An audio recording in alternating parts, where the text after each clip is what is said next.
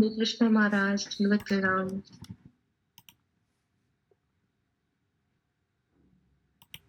Hare Krishna Maharaj, please accept my humble obeisances. Yeah, Hare Krishna. Please accept my humble obeisances. All glories to Prabhupada.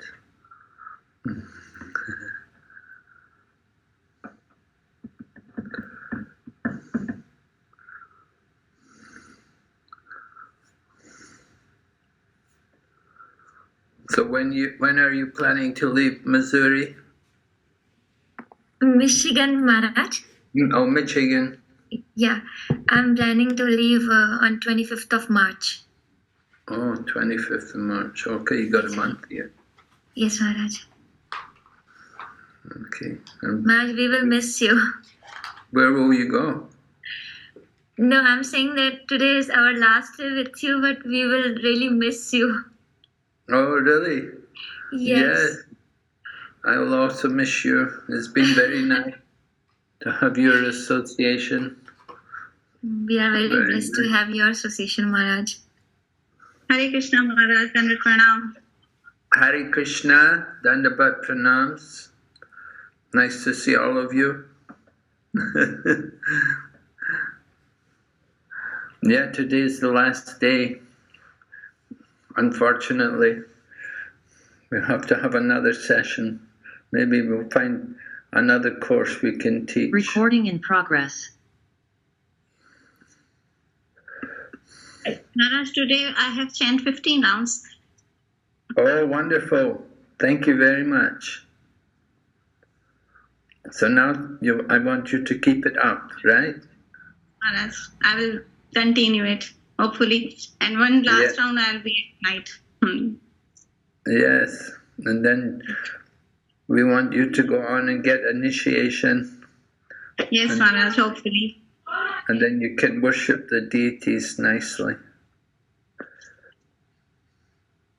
Where are you staying? Maharaj, in Hyderabad, Pakistan. Oh, Hyderabad, Pakistan. Okay, good. So, do we have many devotees there? Yes, Maharaj. Do you have a temple? Yes, Maharaj. We have a center. Temple is under construction.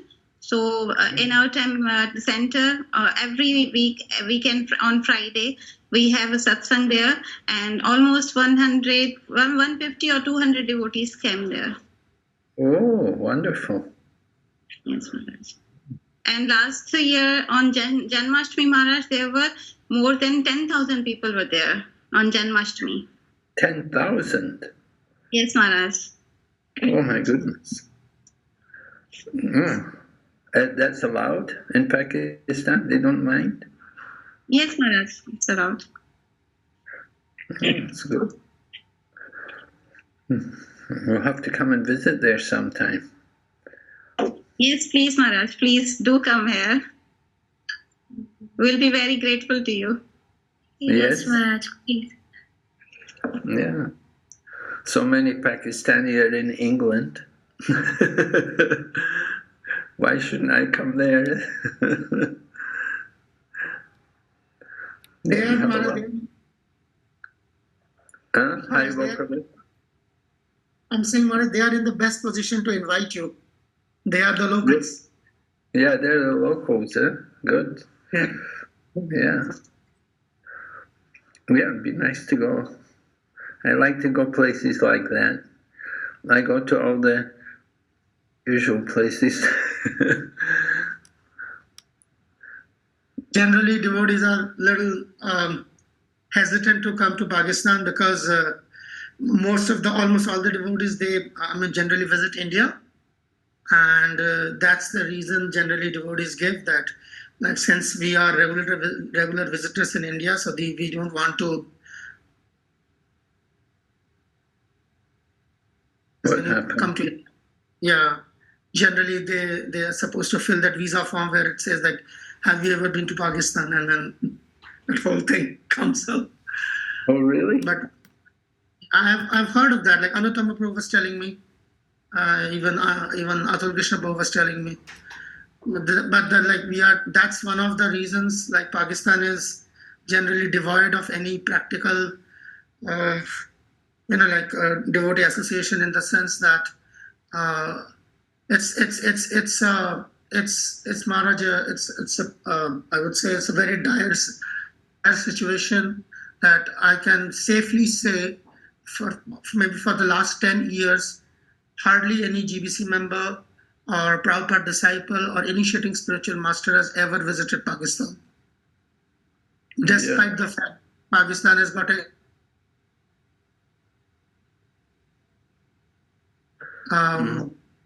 their only chance is if they can visit another country for sadhu sangha. So it's actually, I mean, nobody. I find it personally very disheartening that nobody cares for Pakistan. So yeah, it's a fact. And this Bhakti-Shastri was one of that attempt. At least online they can get some sangha. But I mean, as you can understand, Maharaj, it's like online thing can only do so much, and it's hard any association. And it's on the contrary, because there is so much space in Pakistan and so much potential, so that is generally exploited by like other subgroups, Sajya sections, deviants. That kind of elements, unsavory elements. How many places are there to visit there in the country? Many places, at least even within this province of Sindh, there are 2 temples which are under construction, full-fledged temples under construction. Both in Sindh province, huh? Both in the Sindh province. And with government, not just permission, Maharaj, government grants. Oh, wonderful. Yeah, government grants, not like that. So it's government grants, but despite that, like for all practical purposes, we do not highlight that because we don't want to, invite the wrath or the envy of like other unsavory elements. But the fact of that, that's there. So then we try to take care of that. But at the same time, we are very much, in need of advanced devotees like your good self visiting. Nobody really visits. Yeah, nobody really visits. But devotees are more than happy, and they're very Sindhi. I've been there, so they are very, very hospitable people. Very, very hospitable people. Very amiable. And devotees, I'm pretty sure devotees will be taken very good care of if they go there. And there is no question, there's no insecurity. It's just perceived. I should wear civilian dress, so I shouldn't go in dhoti and like that. That is only when you are entering, that's just in the airport. Just in the airport. Just in the airport, not otherwise. I could wear saffron. I could give classes in saffron. I could even walk in the streets wearing, having bead bag, chanting my rounds. These devotees, Maharaj, many of these devotees go to their universities, and some of them even wear tilak. There's hardly any problem.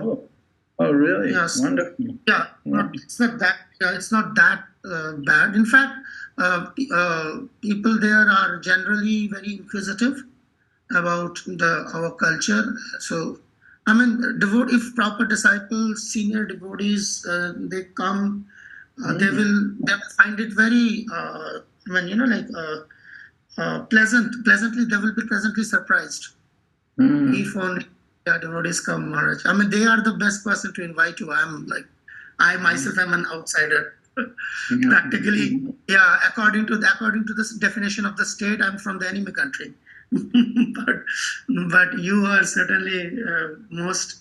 It will be really a treat, Maharaj, if you choose to come, Maharaj. You can only with our folded hands.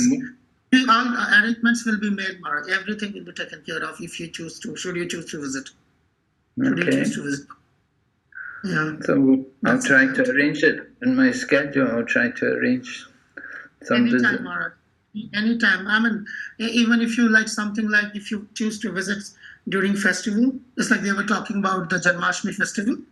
Yeah. So that was humongous. That was humongous. You got to see it to believe your own eyes. It was humongous. And they're not like, obviously, that like, as Rakimaji was telling, there are not 10,000 devotees, there are 10,000 visitors. But even if there are 200 to 300, what do you do you have a lot of Chinese come there? Chinese, no, maybe on an official level, but not like that. Just like in the universities, as I have seen, I have seen Sri Lankans. In the university, I have noticed Sri Lankans. Certainly devotees, certainly students from, I'm sorry, not devotees, certainly students from Jordan, Palestine. So they do come. But I've seen many Sri Lankans also. Some Sri Lankans, yeah. Seen that. No, because I brought Chinese to Nepal last year. We were in Nepal for Janmashtami, a group of Chinese, and I brought Chinese to Sri Lanka also. We were there in Sri Lanka. I just wonder, if it's because nowadays Chinese very difficult to get a visa for India. Yes. Yeah, nowadays. It's nowadays. Pakistan is quite near to China, it might be easier for them to come to Pakistan. They like to travel. That's an easy one. Coming to Nepal, coming to Pakistan, that's an easy one. Relatively easy. Okay, we'll look into this. Devotees sometimes just like today is like what, 11? Yeah, day after tomorrow. There's one of the participants here. Possibly she has not come, and maybe tomorrow she'll be traveling to Nepal. Day after tomorrow, she's going to be initiated. One of like the students here will be initiated day after tomorrow from His Holiness Haldas Swami Maharaj. So even for an initiation, you have to travel to Nepal. Sometimes you have to travel to Dubai. If not, like generally devotees get initiated online. Most of them sitting over here who are initiated have been initiated online. It's like Haripriya Radha is sitting here, Krishna Priya sitting here. Most of them have got their initiations online. It's because, in fact, it's actually Maharaj. It's very, it's very sad. It's very that most of the devotees haven't. Those who are initiated have never even met their guru in their life.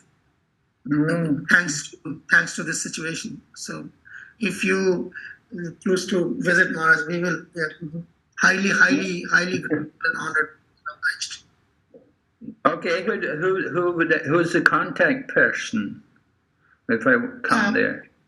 Maharaj, Krishna Priya will arrange, and then the local temple president here, Kanhaiya Krishna, or there is a national council in Pakistan. So the chairman of the national council, he can also help you. Yeah, look, it's all in very much in contact. We couldn't be doing this without their support. Very supportive Maharaj. Very, very supportive. They are very, very welcoming, and okay. They will be happy to host you, Maharaj. Okay, good. It's the other way around. Tell us, Maharaj, we will chase you. We will follow you. We will chase you. Okay, that's nice. I like that. I need that kind of encouragement.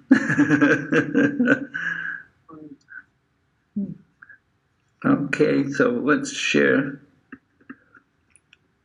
Yeah, sharing is not turned on yet.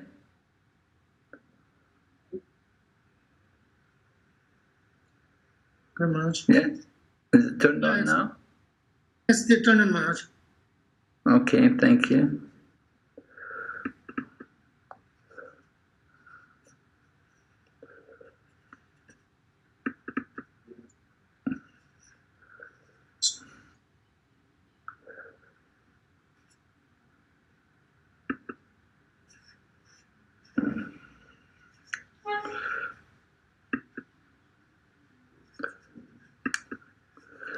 Okay, are you able to see the PowerPoint, everyone?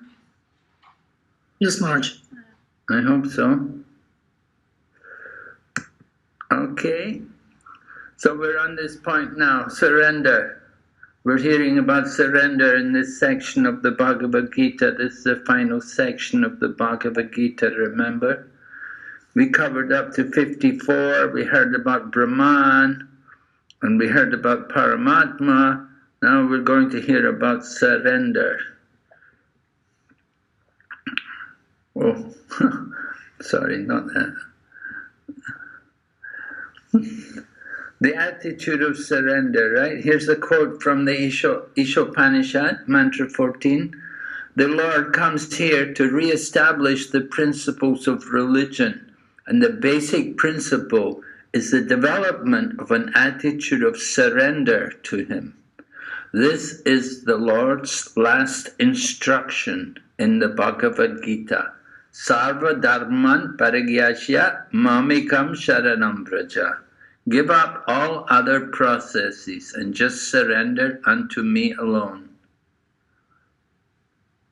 All right, and here you can see the breakdown of the rest of the chapter. First of all, 55 to 60, Lord Krishna is speaking about bhakti and buddhi yoga. And then 61 to 63, we'll hear about surrender to the super soul. We have to surrender to Krishna in the heart. That's very important for you in your situation. You don't have the physical presence, so you have to surrender to Krishna in the heart. And then 64 up to 66 is surrender to Krishna. And then 67 to 71, we'll hear about the importance of preaching Krishna consciousness. So like this is a very important section, the final section here in the Bhagavad Gita. Lord Krishna speaking about bhakti, surrender to Krishna, surrender to the super soul, preach, so important. So we have a little exercise for you. We want to make sure you're all reading these verses. We want you to take a partner and discuss which verse is significant for you. Identify not only one verse, but which verses do you consider very important verses in this final section, 55 up to 78. And what is their relevance for us? All right? We'll give you 10 minutes to do this. We want to hear from you. Have you all got Bhagavad Gitas with you? Yes, Yeah? Maharaj. Okay, good. So go through, get your Bhagavad Gita out, go to the 18th chapter and start from 55 and just read the verses. You don't need to read the purports. And just pick out which verses you think are really significant there and why. What is their relevance for us? That's wrong spelling, isn't it? Krishna spell it.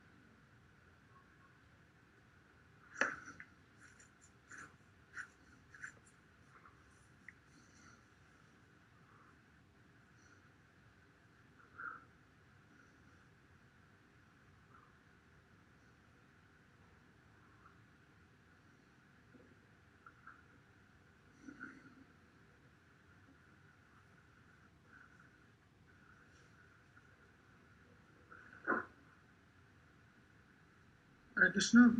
Krishna Bhaiya, have we divided the groups? No, Prabhu. You want me to do that? Maharaj, do we have to make the breakouts room? No, I don't think so. I just want you to look through the verses yourself. It's an individual exercise. And Yes, we'll Maharaj. hear.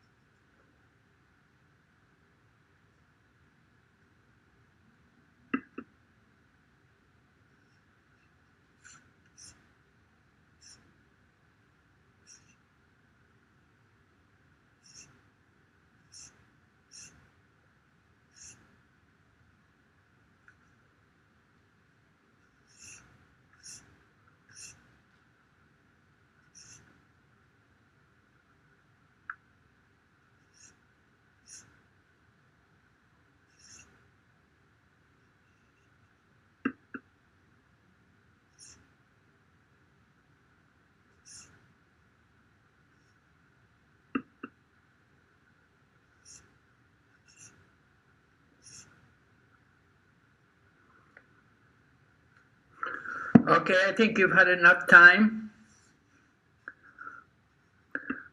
Can everyone come back again?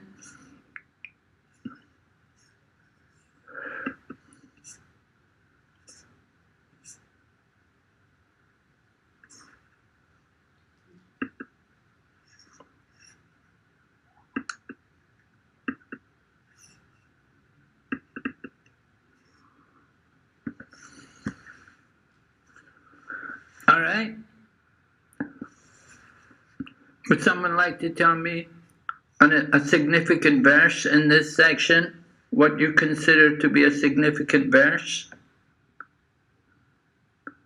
Just give me one verse. Which verse did you consider to be the most significant? Hare Krishna Yeah. Maharaj, Dhanvat Pranams. Yes, Hare Krishna. Maharaj, verse number 6. Verse number what? Verse number 67. Okay, can you read it? 67. 67. Okay, read it to me.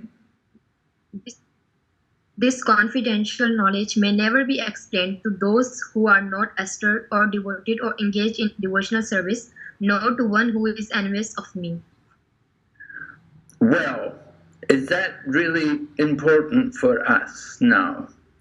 You know, in our Krishna consciousness movement, do you have any, when you have your programs, when you have like Janmashtami or like that, are you particular? Do you check on the people coming to the programs? I heard you had 10,000 people at Janmashtami. Did you check on them to see if they were envious or not?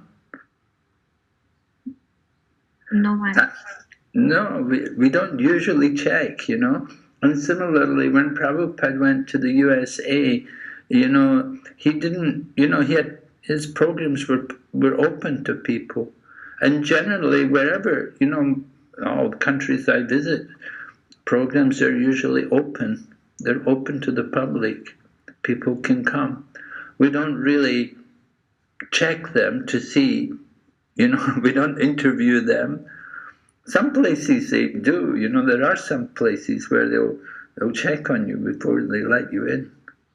But in our own institution, we're quite liberal. So, you know, I wonder, how is that really relevant for us, that verse? Actually, Maharaj, according to me, like, as in mentioned in the verse 67, we should not explain these signs to those people who are not interested, who are just interested in only arguments and not sincere in learning, like engaging. Yeah.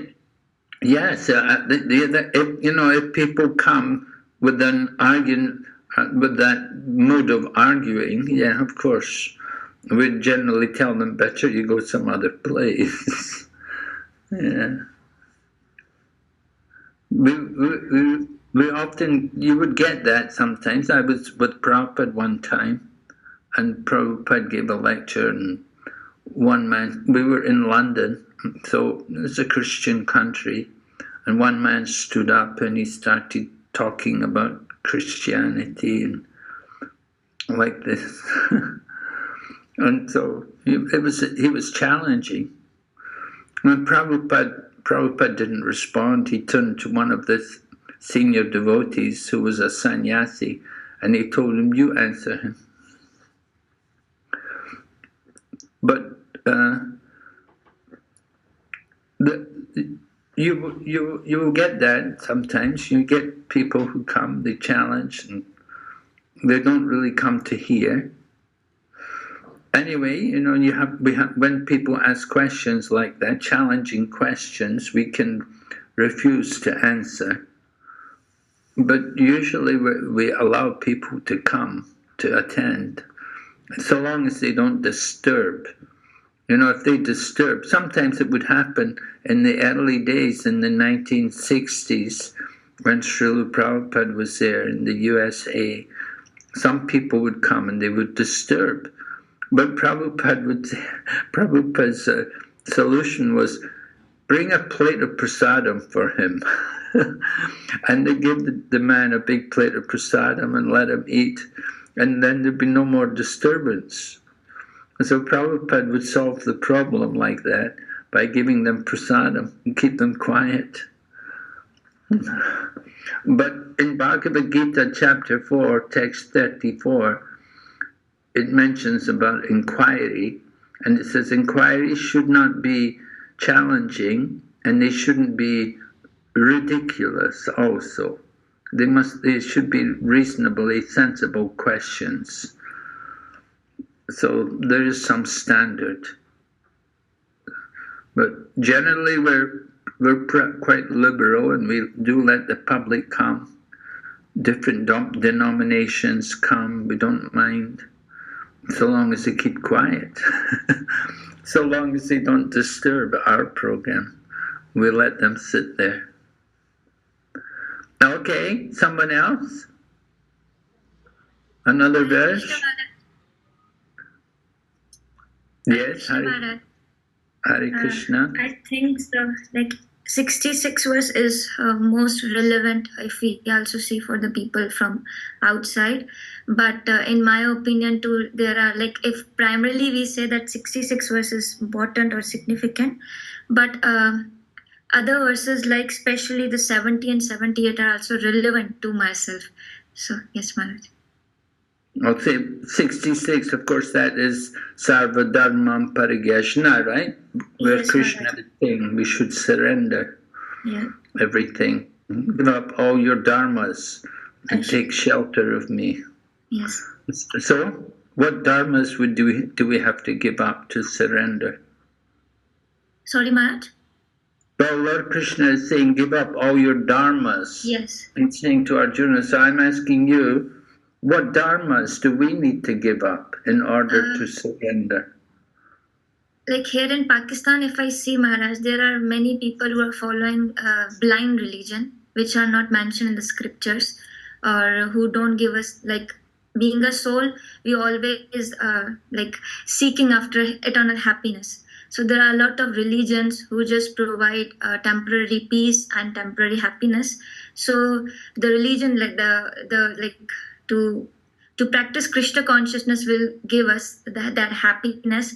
So I think this verse shows that. Yeah, but what particular dharmas do you need to give up? Any special dharma? Is it, because Krishna is saying, give up all your dharmas. So what is he talking about? What do we have to give up? I think Maharaj, all those material, all those things which are pulling us which are pulling away us from taking Krishna consciousness. Okay. Yeah, I mean, what we need to give up is the bodily concept of life. And we need to give up, like Srimad Bhagavatam says, talks about Kaitava Dharma. Have you read the Srimad Bhagavatam? I'm still on Canto 1. Yes, Maharaj, little bit. So in the Canto 1, in the very beginning, yes. First chapter, the second verse, Krishna says, he talks about Kaitava Dharma, cheating religion. Yes. Right? Cheating and religion. we have to give up that kind of mentality. Kaitava Dharma, cheating religion, right? Just like people go to the temple or go to the mosque and they pray to God and they say to God, oh, I love you. But they're thinking, where's the money? So that kind of religion, if we just go, can you hear me okay? Yes, Maharaj. Yeah. So that kind of mentality, business mentality, that's not real religion. You see, if you go to God with a business mentality. So we want to give up that kind of nature.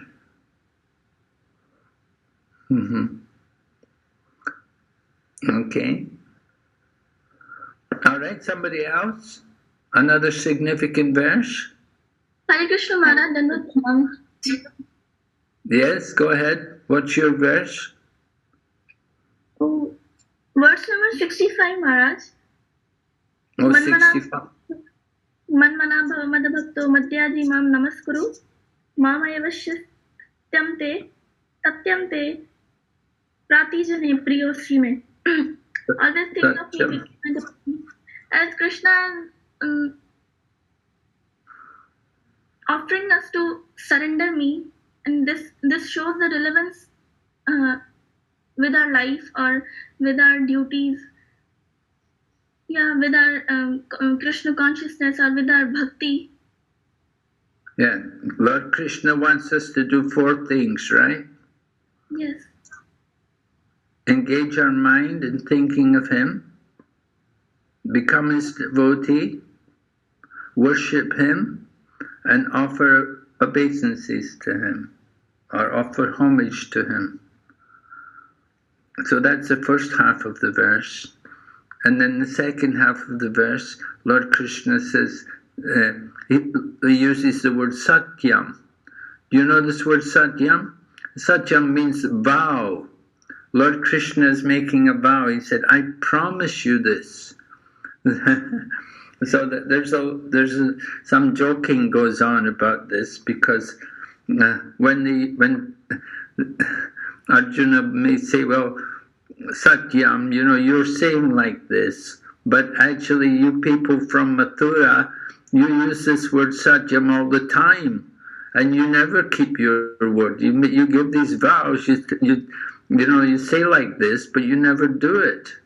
So difficult for me to take it seriously. But Lord Krishna says, no. He said, I promise you this because you're my very dear friend. So, because you're my very dear friend, I won't do anything to disappoint you. So yeah, that's a very nice verse. That is, well, in that section, remember yesterday I spoke about how there are 3 levels of knowledge. There's confidential knowledge, then there's more confidential knowledge, then there's the most confidential knowledge. Do you remember what was the confidential knowledge? Yes, Maharaj. The Brahman knowledge. Knowledge of Brahman, right? Where was that mentioned? Which verse? Brahma. 18.63? No. 18.64. 64. No, 54. Brahma Buddha. Brahma Buddha. Right, you got it. That's the verse. So Krishna speaking about, that's confidential knowledge, right? And then more confidential knowledge, what's he speaking about? Knowledge of the Paramatma? Yes, right, yeah. And now he's speaking the most confidential knowledge.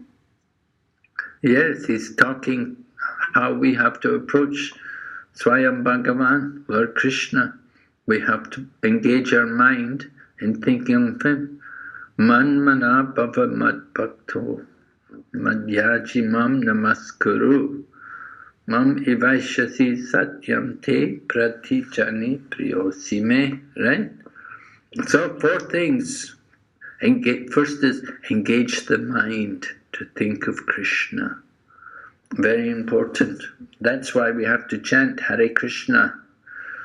It will help us to remember Krishna, to think of Krishna. Very important for us. Right? So that is the most confidential. And that verse was already quoted earlier. Do you remember this verse? It was the first half of the verse was quoted at the end of the 9th chapter. The 9th chapter, what's the title of the 9th chapter? The most confidential knowledge. Right? So the same 4 things were mentioned at the end of the 9th chapter, and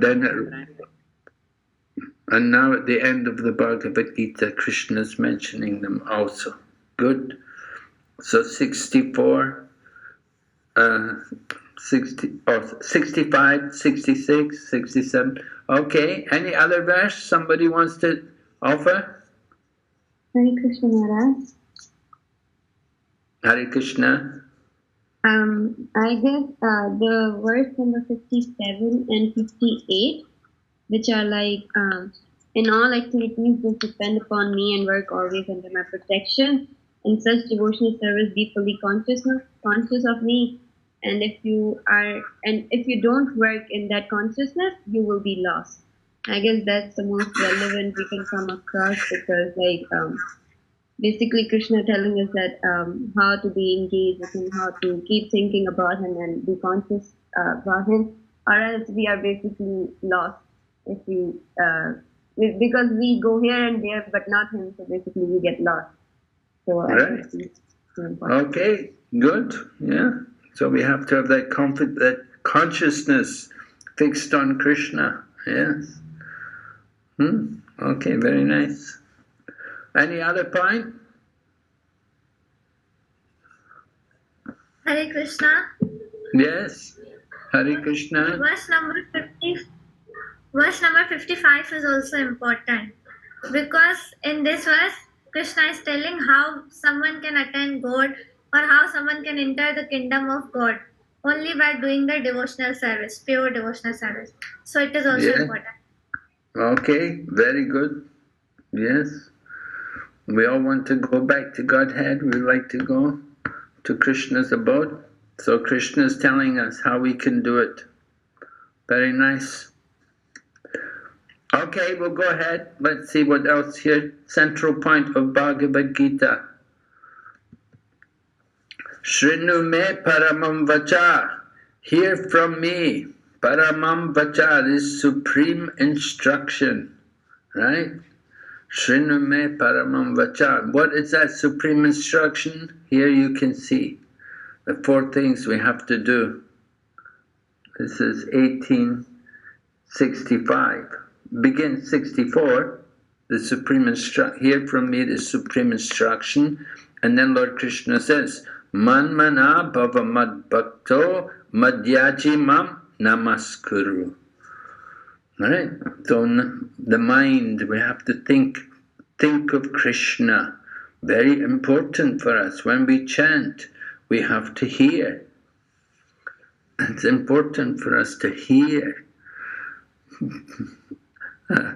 Sometimes devotees would say, what to do with the mind, Prabhupada? What about the mind? Prabhupada said, you use your tongue to chant and you use your ear to hear. He said, there's no question of the mind. If you're hearing and concentrating on your chanting, the mind will be controlled. You have to use your mind to do these things, you see? So it's not that the mind has nothing to do, but the mind helps us to chant and to hear. That's how you have to use your mind. And we have to become a devotee. Become my devotee. What does it mean to be a devotee? Well, it means we will think of Krishna. We remember Krishna. We chant the holy name. A devotee will chant the holy name. It's not other things which are important, like the dress and so on, although that can help. But what's important really is chanting of the holy name, that they will chant and they like to hear, they take pleasure in hearing about Krishna. Then Madhyajimam, they worship me, they worship Krishna. They worship Krishna, maybe they go to temple, maybe they keep Tulsi at home, worship Tulsi. They may have only pictures, that's all right. We can worship Krishna. Some people worship Krishna in the mind. And namaskuru, bowing down before Krishna. Some people don't like to bow down.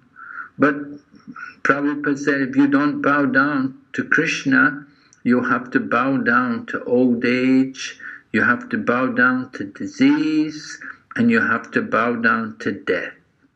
But devotees are happy to bow down to Krishna. And by bowing down to Krishna means in the future there'll be no more old age, disease, and death. Okay? So this is the most confidential knowledge. This verse 65. And I said it comes twice, these two lines. And here's 66. Of course, it's a well-known verse. And generally people think this is the goal of all points. And there's a discussion, though, between Lord Chaitanya and Ramananda Rai. Lord Chaitanya met with Ramananda Rai, and Lord Chaitanya asked Ramananda Rai to give some verses from scripture about the goal of life. So at one point Ramananda Rai quoted this verse, but Lord Chaitanya rejected it. He said, no, he said, people may surrender for different reasons. You know, people come and they want to surrender. They give up everything and they want to surrender to Krishna. Just like there was one man in Hong Kong, and he came to meet Prabhupada, and he told Prabhupada, he said, Swamiji, I want to take sannyas. So Prabhupada looked at the man and said, why? And the man said, oh, I have a wife and 4 children at home. It's unbearable. So, of course, Prabhupada did not give that man sannyas. But anyway, you know, the point is people come with different motives about why they want to surrender.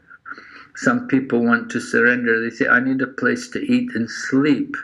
You know, they don't come with the real mood of surrendering to Krishna and doing service for Krishna, but they come for their own material benefits.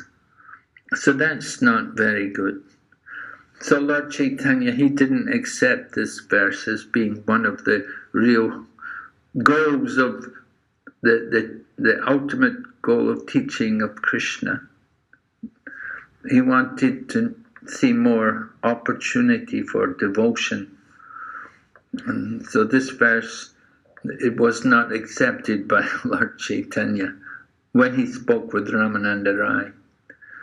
But when we're studying Bhagavad Gita in our initial stages, it's certainly an important verse. And it's one of the main verses in the Bhagavad Gita. We want to surrender to Krishna. And Krishna says surrender, but he didn't show us how to surrender. Therefore, Lord Chaitanya came. 500 years ago, Krishna came again, and he comes as a devotee. And as a devotee, he shows all of us how we can surrender to Krishna. You see? Krishna just gave the instruction, but he didn't actually demonstrate how to surrender. But then Lord Chaitanya came, and he showed how to surrender. So give up all varieties, sarva dharmam pariyasna, give up all dharmas, right? Because often people they have material motivation. So I was saying about kaitava dharma, cheating religion. You don't want to do that. That should be given up. No, we want pure devotion, surrender to Krishna. That is the real point of Bhagavad Gita. So here's a quote from Prabhupada's purport, chapter 18, verse number 66. Now, in summarizing Bhagavad Gita, the Lord said that Arjuna should give up all the processes that have been explained to him. He should simply surrender to Krishna. In other words, devotional service to Krishna in full consciousness is the most confidential part of knowledge. And this is the essence of the whole Bhagavad Gita. Right? And from the preface, instead of satisfying his own personal material senses, he has to satisfy the senses of the Lord. That is the highest perfection of life. The Lord wants this, and he demands it. One has to understand this central point of Bhagavad Gita. Our Krishna consciousness movement is teaching the whole world this central point. Not everyone understands this central point, right? So what does surrender mean? Right? Surrender means, here we've put the different, you'll see there are 6 items of surrender. So we put the Sanskrit and then the English translation. So Sadvida Sharanagati, 6 methods of surrender. First one is Anukoyasya Sankalpa, to accept everything favorable. Right? What is favorable? Who can say? What can we accept? Let me hear someone say, what are you going to accept? What is favorable for devotional service? Krishna Prasad.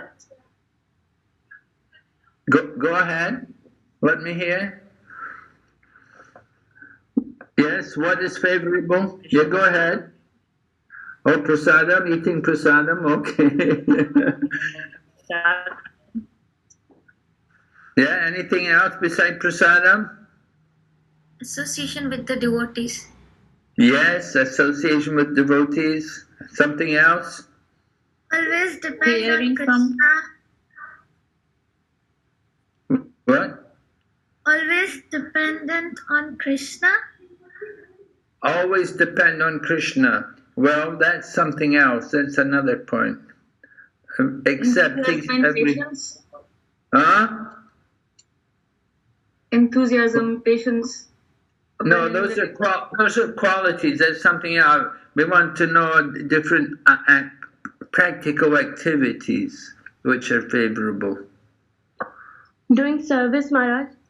Yes, doing service. What service though? Like deity worship. Oh, okay. Worship the deities, yeah, if you're qualified. If you have deities, yeah.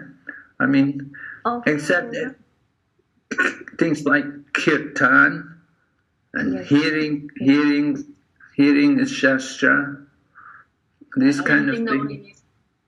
Chanting the holy name, right? Okay, and then Think of reading scriptures. well, that's another point. I just want practical activities, right? So anuko yasha sankalpa, and then pratiko yasha varjanam. Pratiko yasha varjanam means reject everything unfavorable, right? What are you going to reject? Associating with worldly minded peoples. Well, Bad association. well, Using excess of mobile. Avoid intoxication. intoxication, yes. Reject intoxication. Reject also. Huh? Avoid meat eating. Non-devotees. Meat eating, non-devotees. Meat eating, yes, meat eating. We also reject meat, intoxication, gambling, illicit sex.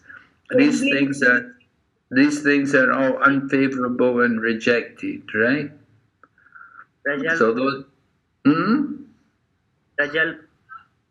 Prajalpa, nonsense, idle talk.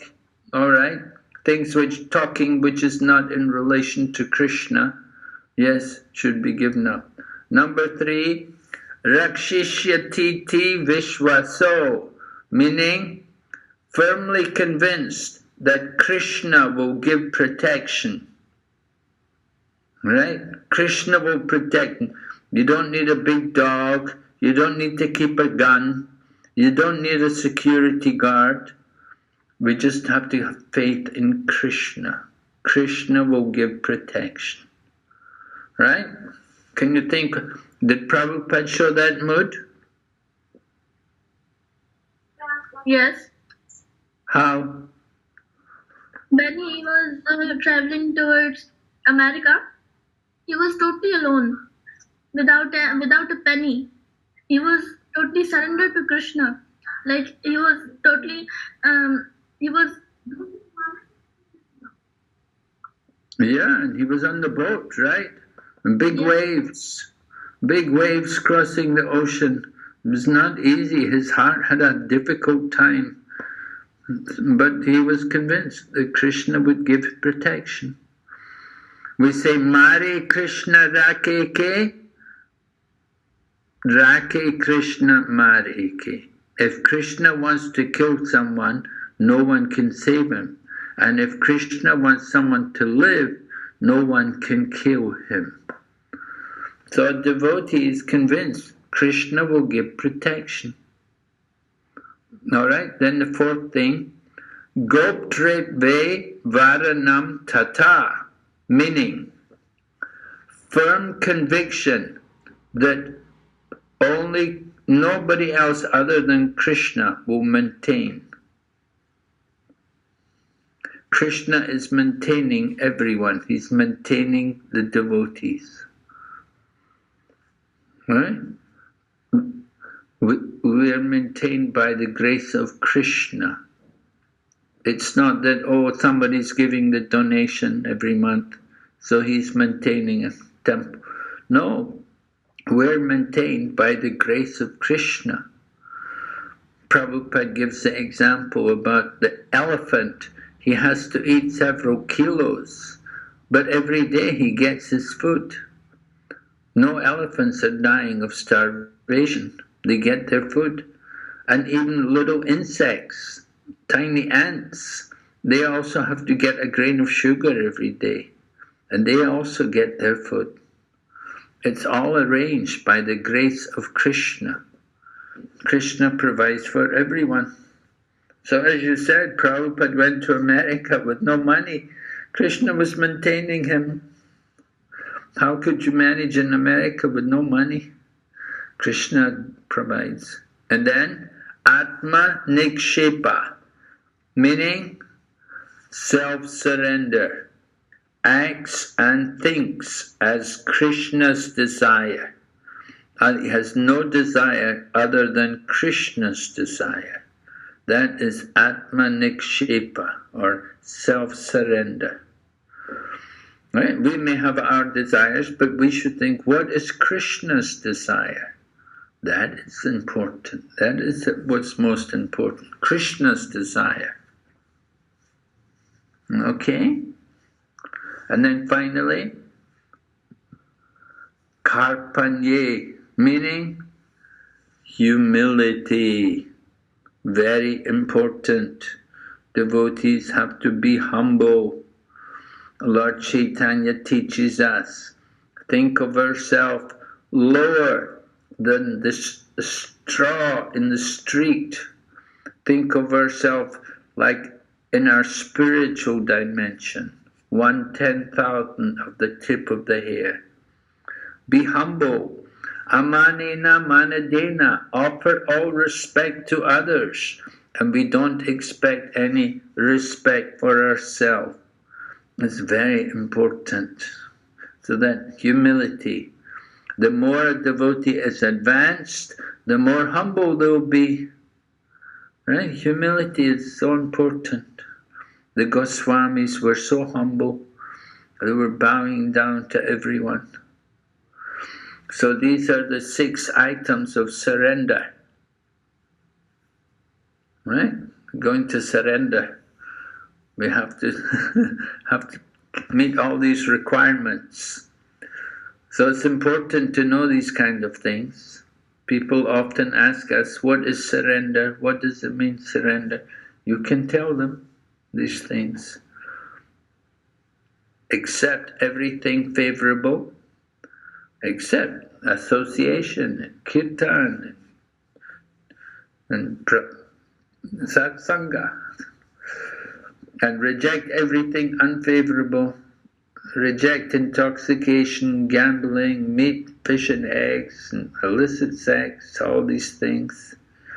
Reject all the nonsense. And then be convinced that Krishna will protect us.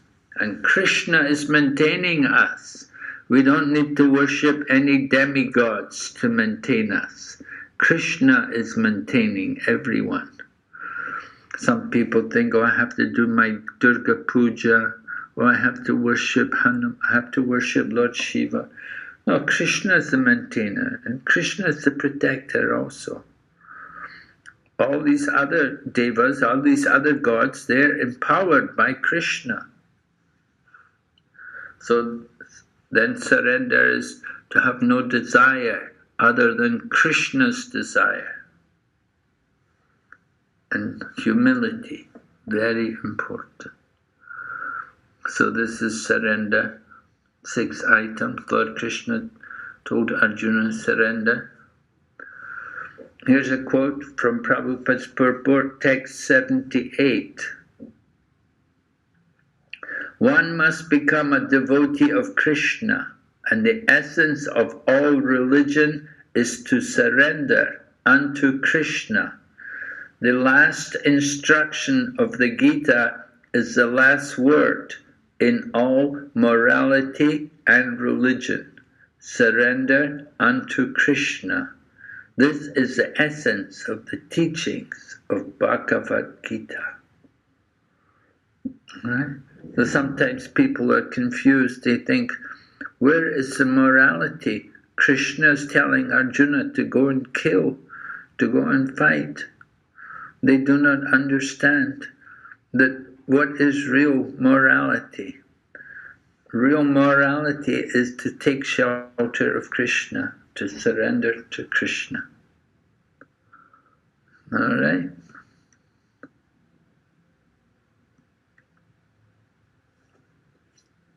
In all activities, depend upon me and work always under my protection. Buddhi yogam upashritya. In such devotional service, Machita satatam bhava. Be fully conscious of me. Oh, okay, so text 57. Someone had cited this verse, I think. Chetasya sarva karmani maya sanyashamat para. Buddhi yogam apashritya machita satam bhava. So, Lord Krishna is saying, machita, be conscious of him all the time. Satatam bhava, be fully conscious of him. So we want to perform our activities remembering Krishna.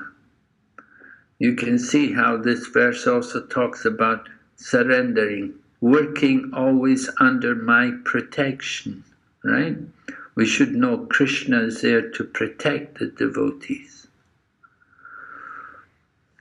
So in all activities, we can do all different activities for the pleasure of Krishna. We work for Krishna, and we offer the fruit for Krishna. So being a devotee doesn't mean we stop work. And being a devotee means we should be active.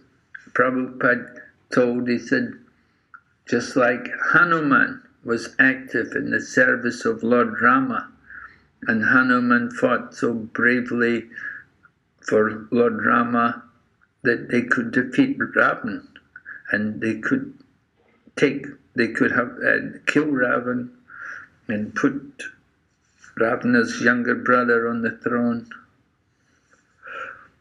So this way, Lord Hanuman was fighting he was a hero in the battle of Lanka. And then at Kurukshetra, Arjuna was a hero. So there were these two great battles in the world, one in Lanka and one at Kurukshetra. And in both these battles, the heroes in the battles were both Vaishnavas. Hanuman was a hero at Lanka, and Arjuna was a hero at Kurukshetra. So the Lord arranges like that for his devotees. They work. Devotees work. Devotees are not to sit idle. And Prabhupada liked to see the devotees always busy in Krishna's service. Alright? So, from Prabhupada's purport on this verse, 57, one has no goal in life save and except acting in Krishna consciousness, just to satisfy Krishna. And while working in that way, one should think of Krishna only. I have been appointed to discharge this particular duty by Krishna. While acting in such a way, one naturally has to think of Krishna. This is perfect Krishna consciousness. So Krishna consciousness is being described for us. We want to know, what does it mean to be Krishna conscious? We have to think of Krishna. Don't think of others. And act for Krishna also. And you have whatever duty you've been given, you do it for Krishna.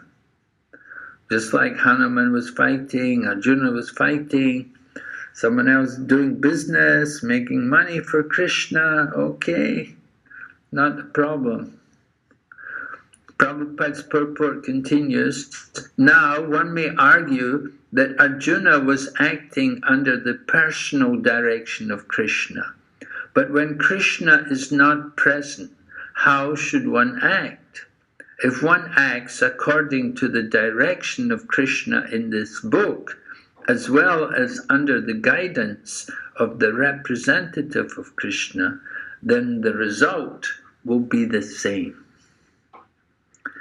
So sometimes people say, I want Krishna for my guru, just like Arjuna. Yes, okay, if you want Krishna for your guru, then you have to be a disciple like Arjuna. Unless you're on the level of Arjuna, Krishna won't want you as a disciple. So people may say they want to have a great guru like Krishna, so you have to be a great disciple like Arjuna. But still, the devotees, we have the devotees there representing Krishna, and if we act under the guidance of the representative of Krishna, you get the same effect. So that Lord Krishna arranged for the parampara, the disciplic succession. Right? From Krishna to Brahma, Brahma to Narada, Narada to Vyas. In this way there's a line of disciplic succession. And the Srila Prabhupada was the 32nd in that line of spiritual teachers, and the devotees who are in the Krishna consciousness movement, they represent Srila Prabhupada and they act on behalf of Srila Prabhupada.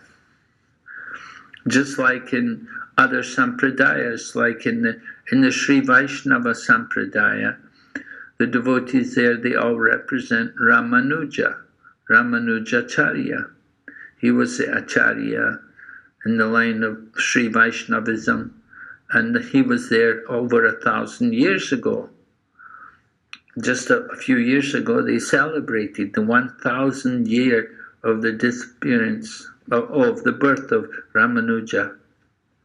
So Srila Prabhupada, he is our founder Acharya, and we are acting as representative of Srila Prabhupada, who represents Krishna. Of course, Prabhupada follows his own spiritual master, and his spiritual master comes in the line of parampara. So connection is there, and the result of the connection is purity and power, potency. Just like when you're connected to the power station, then you get electricity supply. If there's some problem with the connection, there'll be no power. So similarly with the parampara, there's the There has to be a good connection between Krishna through the line of disciplic succession to the present day. And when the line of connection is good, then the result is that devotees all become empowered and they can perform wonderful activities. They can publish and distribute many books, and they can open many temples, and they can bring many people to Krishna consciousness. So you can judge like that, how people are empowered by Krishna, how many people they're able to bring to Krishna consciousness. All right, we'll go ahead. Here we see parampara, evam parampara praptam. Right? One should act according to the order of Krishna. This is a very important point.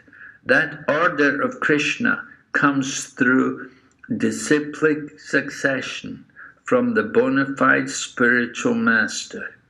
Therefore, the spiritual master's order should be taken as the prime duty of life. If one gets a bona fide spiritual master and acts according to his direction, then one's perfection of life in Krishna consciousness is guaranteed. That's from Bhagavad Gita, 18th chapter, verse 57, purport. So it's important. You need to have that connection with the spiritual teacher. There's a verse, there's a verse in Bengali that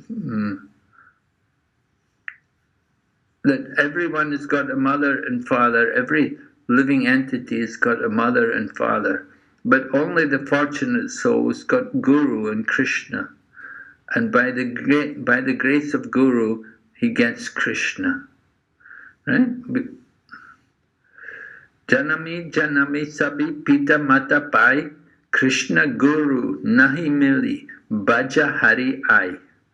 This Bengali, right? We sing every morning, Yasya prasada bhagavat prasado, Yasya prasada nagati katopi. Right? By the mercy of the spiritual master, we get the mercy of Krishna. And without the mercy of the spiritual master, then it's very difficult to get Krishna. So, like that, the connection with the spiritual teacher is very important. Here you can see in the illustration Bhakti-Siddhanta Saraswati. He's giving initiation, maybe Srila Prabhupada. Prabhupada was initiated. He first met Bhakti-Siddhanta in 1922, but they lost connection. But later on, they were reconnected, and Prabhupada was initiated in 1933 at Allahabad, a place which is now called Prayagraj. Prayagraj, the place where the Ganga meets the Yamuna. So Prabhupada had a pharmaceutical business there in Prayagraj, and they opened the Gaudiya Math. They have a Gaudiya Math temple there. So Bhakti-Siddhanta Saraswati came, and at that time our founder Acharya, Bhaktivedanta Swami Prabhupada, was initiated. So, Bhagavad Gita, there's a disciplic succession. Here, Sanjay is speaking. Evam parampara pram vyasa prasadash Chutravam etad guyam aham param. By the mercy of Vyas, I have heard these most confidential talks. Right? So who's speaking? By the mercy of Vyas, I have heard these most confidential talks. Who's speaking? Yes? Anybody know? Sanjay. Oh, sorry, Sanjaya. Sanjaya, yes, Sanjay is speaking. by the mercy of Vyas. Sanjay, and who's he speaking to? Dhritarashtra. Yes, Dhritarashtra, right. It's got to speak. He's telling Dhritarashtra wanted to know about the situation. The very first verse, Dhritarashtra spoke. So Sanjay is telling Dhritarashtra, by the mercy of Vyas, I've heard these most confidential talks. One has to understand Krishna not directly, but through the medium of the spiritual master. The spiritual master is a transparent medium, although it is true that the experience is still direct. This is the mystery of the disciplic succession. So this is a mystery, that the experience is direct, but the spiritual master is the transparent medium. He's connecting us to Krishna through the parampara. The Bhagavad Gita, verse 75 of the 18th chapter, purport. All right? We'll just look over what we're supposed to have understood from this 18th chapter. We identified and discussed significant verses mentioned in the Bhagavad Gita in this section, 56 up to 78. Then, mood and mission. We've been talking about the importance of surrender to Krishna as the ultimate conclusion of Bhagavad Gita, with reference to appropriate references from the Bhakti-Shastris. Surrender to Krishna is the conclusion of the Bhagavad Gita, right? Examples of Prabhupada displaying the 6 items of surrender in his behavior. Yeah. Prabhupada was very humble. Prabhupada depended on Krishna for protection, for his maintenance. And Prabhupada avoided all the sinful activities, and he was always eager for kirtan and programs, preaching. Then the importance of the attitude of service, right? Devotees, service is important. We want service. We like service. We're eager to have some service for Krishna, because it's service which purifies us and which brings us closer to Krishna. So we have to have that mood, but that we want service. Be greedy for service even. Then we substantiated the importance of surrender to Krishna through the bona fide spiritual master, coming in disciplic succession with appropriate references from the Bhakti-Shastras. Surrender to Krishna through the Guru. Right? That is important for us. We surrender to Krishna. We have to surrender to Krishna's representative. Krishna's representative takes us to Krishna. A nice quote here from Srila Prabhupada. Karishye vachanam tava, right? This is quoted in the Bhagavad Gita that Arjuna says, Karishye vachanam tava. He said, I'm ready. I'm ready to do what you said. So Prabhupada writes, so to study Bhagavad Gita is to understand Krishna factually. When a person is in full knowledge, he naturally surrenders to Krishna. And when Arjuna understood that it was Krishna's plan to reduce the unnecessary increase of population, he agreed to fight according to Krishna's desire. He again took up his weapons, his arrows and bow, to fight under the order of the Supreme Personality of Godhead. Bhagavad Gita is not an ordinary book written by a poet or fiction writer. It is spoken by the Supreme Personality of Godhead. Any person fortunate enough to hear these teachings from Krishna or from his bona fide spiritual representative is sure to become a liberated person and get out of the darkness of ignorance. From the Bhagavad Gita, 18th chapter, text 72 and 73 purports. So, Karishe Vachanam Tava. Arjuna is saying, yes, I've heard everything. Now I'm ready. I'm ready to do what you want. And Krishna actually said, have you understood? Krishna's asked, he had asked Arjuna, do you understand everything now? What are you going to do? And Prabhupada said that Krishna was ready to tell him the whole Bhagavad Gita again. If he did not understand, then Krishna was ready to repeat the whole Bhagavad Gita for Arjuna. But Arjuna said, no, it's okay, I'm convinced. He said, now I'm ready to do what you want. I'm ready to go to fight. So why did Arjuna fight? Why did he take part in the battle?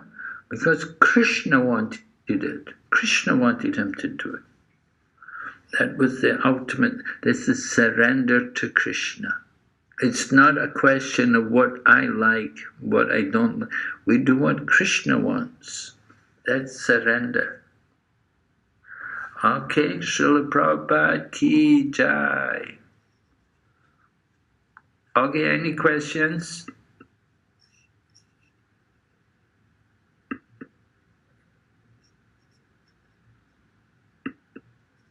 Hare Krishna Maharaj. Today it's the last session, and with this we will be actually concluding Bhakti-Shastri. So yeah, I'm pretty sure devotees will be having more questions or comments. Okay. Yeah, very good. How long have they been studying the Bhakti-Shastri? This is like Maharaj exactly 6 months now. Oh. Today is like, yeah, we started on 10th of 18th August. 18th 18th August. August. In that sense, 18th August. Yeah, in that sense, 18th August. Like the orientation was on 10th August, but we started on 18th August. So it's like, if you count the days, it's like 6 months. I would say in that sense, it is a real feat that you could finish in 6 months. Generally, I see sometimes Bhakti-Shastri starting and then not able to, like negotiate in time. So yeah, that's to their credit. Now they would be happy. Yeah, very good. Mm-hmm. Yeah, we lost 2 days because they had their holiday. We missed out 2 days. So we managed to complete it. Again, apologize Maharaj for that. That was No. very insolent on part. Okay, any question, anything, any comments from anyone? Bhavna? Before we depart. Bhavna? No? There have been devotees, Maharaj, who practically didn't open their mouths throughout the 6 months, but still they were. Today, some of them opened up. Well, I think somebody has a question. Oh. Yeah. Hare Krishna Maharaj. Hare Krishna. Accept my humble obeisances. I just want to say thank you so much for the wonderful class you have been taken, and it was very well explained, and thank you so much for your mercy. And I want to know about your journey in Krishna consciousness, how you began and what motivated you. Oh, I began Krishna consciousness as a young man in London, you know, I had just graduated from the university and I'd taken a job in London. And I was working there in London one day when I was looking at some books, and I got a Krishna book from a shop. I saw this Krishna book. I was attracted, you know, and I purchased the book. And then I took it home and showed my friend, and my friend said he also had a book, and he said, I think it's the same author. This was 1971, you know, and there were very few books, and Prabhupada had not published really, but there was no money, there was no BBT, you know, but somehow, you know, George Harrison had paid for the first volume of the Krishna book, and I purchased it, and I took it, when I took it home, my friend had another book, it was called The Topmost Yoga System. And, you know, we were both really impressed, you know, and we decided we had to go to the temple. The devotees had actually come, you know, from the USA, and they were staying in London, and they'd opened a temple there in London. And so I thought, I always wanted to go, but it wasn't until I got the book, and when I actually read the book, I thought, well, I have to go to the temple. I have to go and find out more. So I went to the temple, and I used to go every night. They had arti every evening, and we'd come there and sing and dance, and kirtan, ecstatic kirtan, you know, every night. And the devotees said, you know, you can come for the morning program. They said, why don't you stay overnight? You know, then you can have the morning program and then go to work. You go to your job after, you know, morning. That's it. Oh, yeah, okay, you know. So I was staying in the temple, and I was going to the Mongol Arti and doing some chanting, and then go off to work. I did that for a few weeks, and then they said to, you know, you give up that job, you know, you don't need that job. So I gave up my job, and I became full-time devotee. And that's how it happened.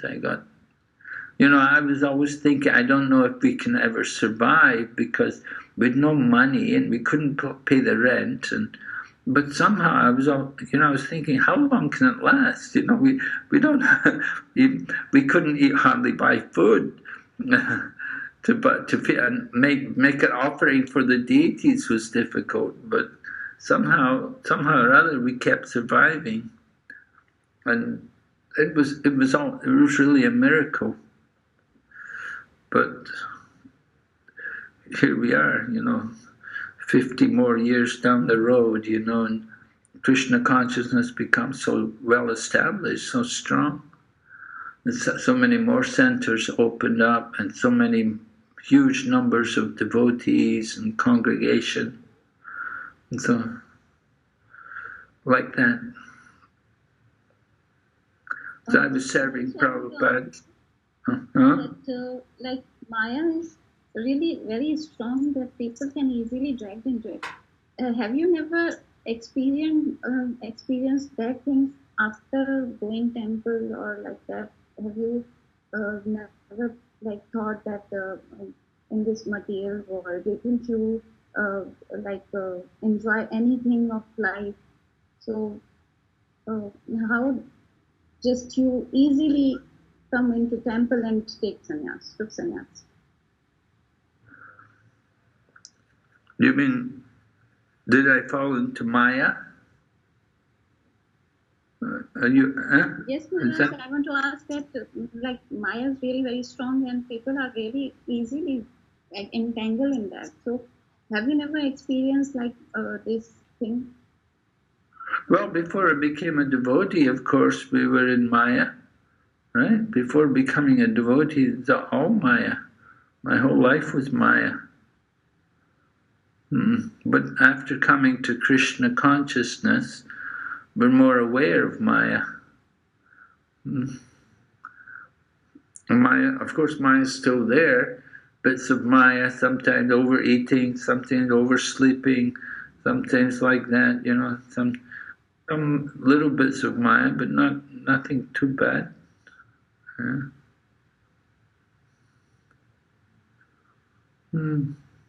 Krishna protects.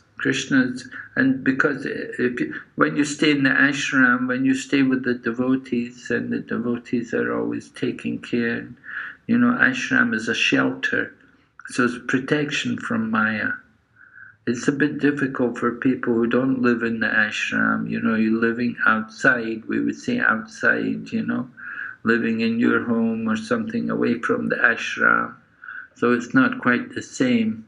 But when you're living in the ashram with the devotees, then it's much easier and much safer. And you have a shelter.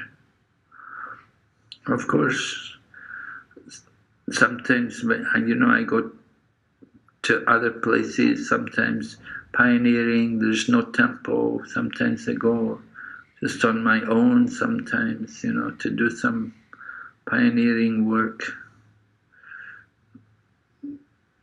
So I need the mercy. I need the shelter.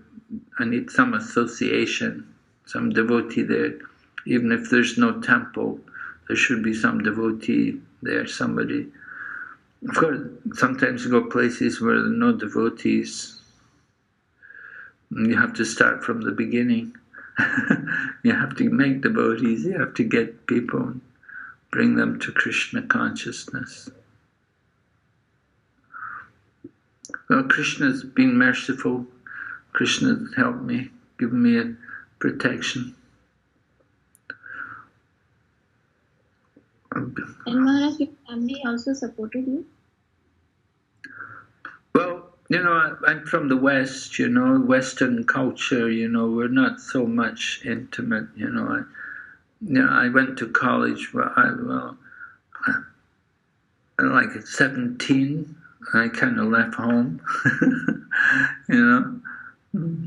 17, I went to college, and when I was at college, I was supported with government grants, and money from the government. My family didn't support me or anything, but they didn't mind, I became a devotee, and then later on, even also one of my sisters also became a devotee and took initiation from Prabhupada.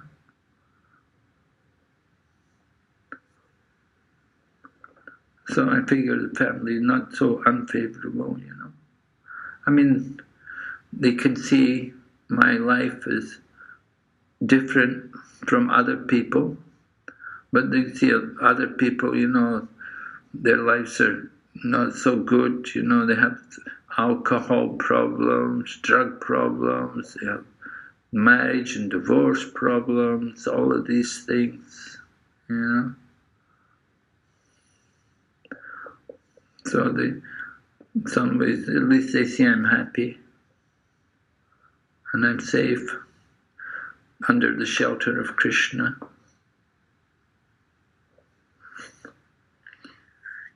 Mm-hmm. Thank you so much, Maharaj. Krishna Maharaj, we have got another hand up. Yes, this Namrata has a hand up.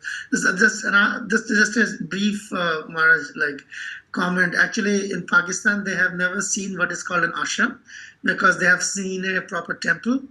So hardly anybody understands what's an ashram, brahmachari ashram. It's just like, there are devotees over there who so much some of the boys when they initially come in contact, and they generally are very fired up, we want to join, we want to become brahmacharis, and then after a few months when they understand what that actually means,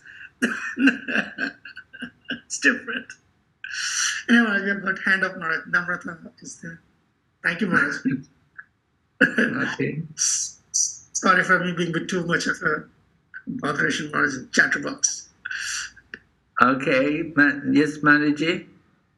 What's the next thing? Yes, Hare Please accept my humble obeisances. Maharaj, I have a question that how you decide that Srila Prabhupada will be your guru, and also how one should decide that to which guru they can choose, and what they can see and how they can decide. I want to ask that. Thank you. Yeah, well, that's actually explained when you do the ISKCON disciple course. You know, we have a thing called the ISKCON disciple course. I think you've maybe not done that yet, huh? Did you attend that course? Yes, Prabhu. I have done that, Maharaj. So didn't they teach you about how to select the guru? Yeah, they did, but still also like I'm not. Yeah, So when I joined the Krishna consciousness movement, Prabhupada came, and after I'd been a devotee about 6 months or something, and Prabhupada came to London, and at that time he gave us, if the temple president recommended us, Prabhupada would give us initiation. So we were at that time. Prabhupada was initiating everyone. Nobody else was initiating. Prabhupada was the founder Acharya, so he initiated everyone. We were all happy to get initiation from Prabhupada. We certainly desired it. Before coming to Krishna consciousness, I'd read books by other so-called spiritual teachers, and there was even some people would give initiation, but I never actually took it up. I'd heard about it. We had the different people, you were supposed to pay them some money, and they would give you initiation and give you a secret mantra or something. So I'd heard about these things before becoming a devotee. But then I came to Krishna consciousness, and we heard about Prabhupada and how Prabhupada was in parampara, and we understood more about Prabhupada's authority and spiritual position. So we were eager to get initiation from him. Now, generally, the process of selecting the guru, selecting a spiritual teacher, is you have to hear from him, right? In the Bhagavad Gita, Lord Krishna describes in chapter 4, text 34, the famous verse, try to learn the truth by approaching a spiritual master.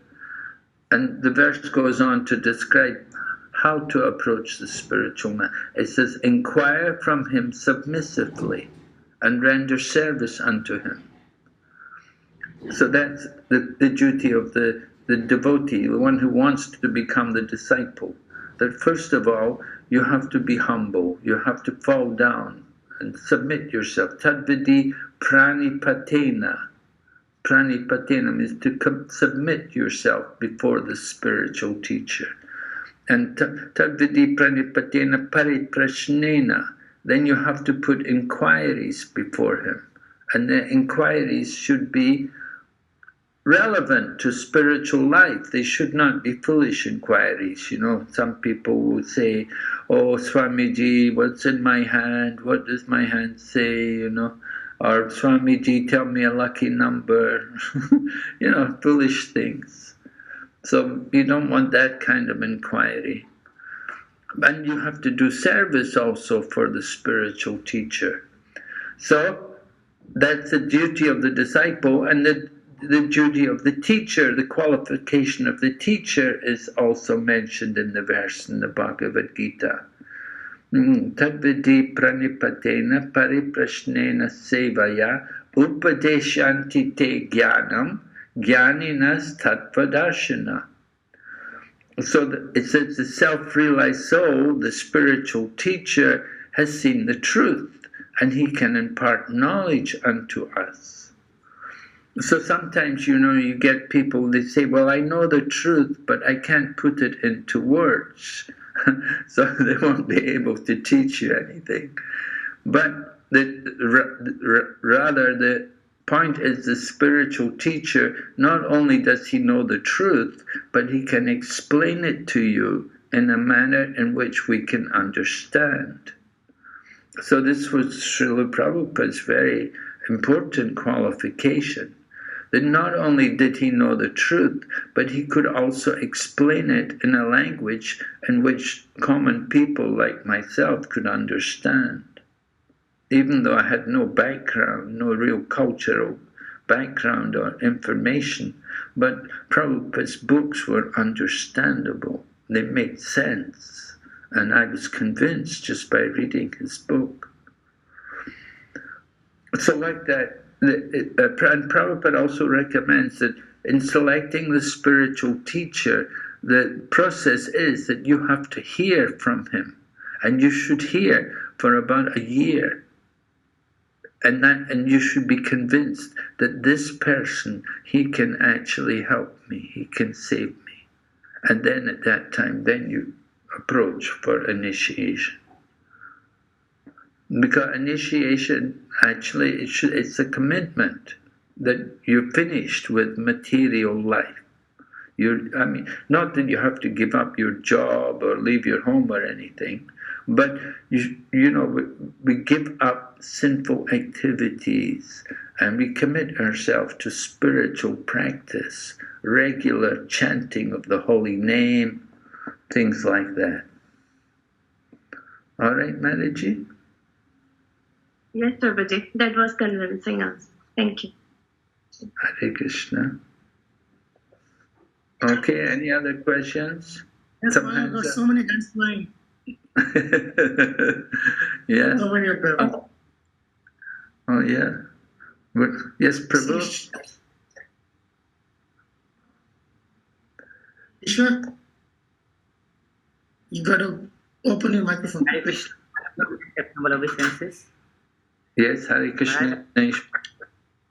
Maharaj, I just want to say thank you so much for your valuable and precious time, and especially your mercy on us. And I just want to say I loved your whole session, the way you teach us, like your discussion sessions, breakouts, and when you teach us, you all discuss the revise and whole backup story, back shlokas, then the next whole story. Thank you so much. And Maharaj, I want to request you come and visit in Pakistan and give us your pure association. Please, Maharaj. Are you also in Hyderabad?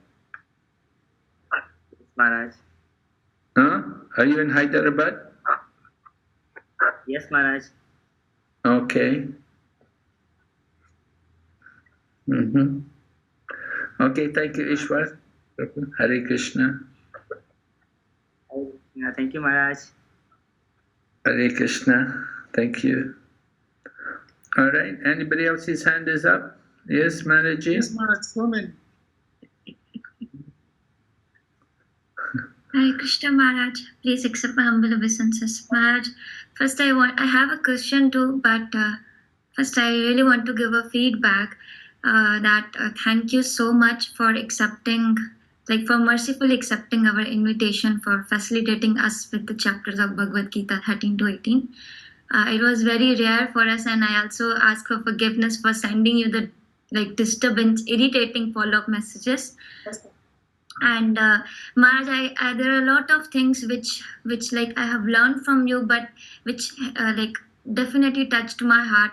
Like the way you specially every session, the way for 1 hour you repeat every previous session for us, so that we can understand, or we can at least retain or remain those things which in our heart, which you are trying us to learn or teach from Bhagavad Gita. And thank you so much also that for sharing those memorable days which you had with Srila Prabhupada, and helping us to relish those moments which were in past and we were not there.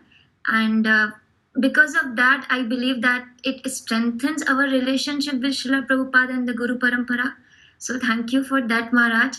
At last, I'm very introvert, Maharaj, personally speaking, and I'm very hesitant to speak to senior and advanced devotees like you, especially other disciples of Srila Prabhupada. Even when I was in UK, I met them a lot. I have seen many disciples of Srila Prabhupada, like His Holiness Indradyuman Swami Maharaj, His Holiness Devamrit Swami Maharaj, His Holiness Chandramouli Swami Maharaj. I remember he was distributing the biscuits, and I was just running after that to to grab and catch that biscuit, and he just looked at me, but I couldn't talk to him. I couldn't ask for the blessings because of my shyness.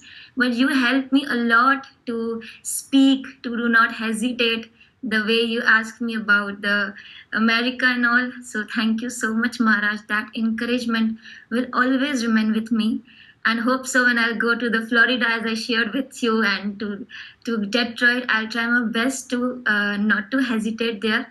And so thank you so much, Maharaj. And we will really, really, really miss you, because I enjoyed your association a lot. You're so friendly, Maharaj. So thank you so much. My question is that, Maharaj, like, what still surprises you, or like you think about the Krishna consciousness that still amazes you personally? Because sometimes we became so much like we don't have like honestly speaking, you are at this age, but still you remember a lot of verses from Bhagavad Gita. But we even forgot about, like, what to speak of Sanskrit, we forget the translation. So I really want to know, like, how you feel something kind of like what surprises you, that you think that Krishna consciousness, something is Krishna consciousness, very interesting. Oh, well, I think that the most interesting thing in Krishna consciousness is Srila Prabhupada. That Srila Prabhupada's whole life, his whole mission, his whole dedication to set up this movement, I think it's all very mystical and amazing. And his books are especially mystical, very powerful. How his books affect so many people is just inconceivable. So it's so nice. You can see even in Pakistan, devotees, people are also becoming Krishna conscious. Thank you so much, Maharaj. Thank you. Hare Krishna. Hare Krishna. We have got more hands up, Maharaj. Bina. Oh. Yeah? Bina, by Bankas. Yeah, some devotees are tired. Hand up, no, but they are not tired. They are really like very, very interested. Yes, Maharaj. Yeah, go ahead. Bina. Hare Krishna, Maharaj. Hare Krishna. Hare Krishna, Maharaj. Thank you. And your teaching way, like you explain the things by connecting the previous verses, and that how you summarize the whole Gita. It was so amazing, and we are so blessful that we get your association. And Maharaj, my request is that please visit Pakistan and give your pure association to us. Okay, certainly we will try to do that. Thank you very much for your invitation. Maharaj, get it? You are, Maharaj, let me interject and tell you that you are then, I believe you are going ranking number 1 in terms of the requests you are getting to visit Pakistan. So many devotees. It's Barka Maharaj. It's another devotee. Yeah, please, Barka, go ahead. Hare Krishna Maharaj, please accept my humble obeisance. I have two things, the feedback and the question. The feedback, if I start, I don't know where to start with. My heart is totally filled with gratitude, because it's like the most lovable teaching I got from you, because like whatever you said, it always stayed with me. A lot of points to jot down, and a lot of things to take from this whole. And the one point that stays with me, I would say the one point you said, it was like, live, learn, and keep distributing the knowledge we absorb. Never keep it, because we can never absorb it. Everything, so we need to distribute it. So I'm really grateful for the teachings and for your great association, Maharaj. Thank you so much for blessing us with your great association. Hare Krishna. Thank you for your kind words. And Maharaj, I have one question. The question is like, as we were reading the whole Bhagavad Gita throughout the Bhakti-Shastri, I want to know how your reading for Bhagavad Gita as you studied it first time and from now, how your perspective on it changed. Because it's like they say that we never stop reading it, we continue reading it again and again and again. So I want to know how it changed. Wow, that's just unbelievable how it's changed. Yeah, certainly, in the beginning I really didn't understand very much at all. We would just read, and we had the abridged edition in the beginning. It was just abridged. There were no purports and there was no Sanskrit and so many things. It was brief. So we didn't learn very much, but still we read it. And then later, some years later, then we got the full Bhagavad Gita, and we could learn it in more detail. And then in more recent times, we got things like Bhurijan Prabhu wrote his book, which was based on the commentaries of people like Baladeva Vidyabhusan and Vishwanath Chakravarti, and it explained also more in detail. I found it was very valuable. Bhurijan Prabhu is a disciple of Srila Prabhupada, and he wrote the book Surrender Unto Me. So I found that book very helpful in studying Bhagavad Gita also. And sometimes also read the commentaries, the original commentaries of Baladeva and Vishwanath Chakravarti Thakur. So there's so much, as you said, the Bhagavad Gita, it goes deeper and deeper. Every time you read it, you get more and more from it. So, I first came across the Bhagavad Gita when I was a student. They had in a humanity course, they were offering course on the Bhagavad Gita, but I didn't understand anything there, really, But and then coming to Krishna consciousness, and it was nice to hear people my young age, when I was a young man, that people my age, from my background, they were speaking on the Bhagavad Gita, so it was more relevant for me. And then we got Srila Prabhupada's lectures also on Bhagavad Gita, helped a lot. At one point, when we got the Bhaktivedanta Manor, then Prabhupada came to London and he was giving Bhagavatam class in the morning, and every evening he'd give Bhagavad Gita class. And he lectured one verse after the other. So it was very helpful hearing Prabhupada's lectures. And you could see much more how everything fits together. Prabhupada's translation and everything, it's so much easier to follow. But still, there's so much you can keep going, it's endless, it's deeper and deeper, there's so much to be understood. Just like we say Bhakti-Shastri Bhagavad Gita, you could do Bhakti-Vedanta Bhagavad Gita, You could do Bhakti-Vaibhav Bhagavad Gita, Bhakti-Sarvabhauma Bhagavad Gita. It can go deeper and deeper, as deep as the ocean. Like in the ocean, you can wade in the shore, but you can go deep into the sea. So it's like that, like the ocean. Okay, thank you very much for your question. Hare Krishna. Thank you. There's more hand up, Maharaj. Sagar Katrani. Hare Krishna Maharaj, Pranam. Maharaj, thank you so much for your association. But I was remember that I really feel that very, very sad when I remember that incident when you go in class and I don't present. Sometimes because of my unseriousness, I feel that this is my this is my mistake, especially. I don't know how can I say that. Please apologize me, because I learn from my seniors. The main things is that you respect the devotees, and because I do some mistakes, so please apologize me, Maharaj.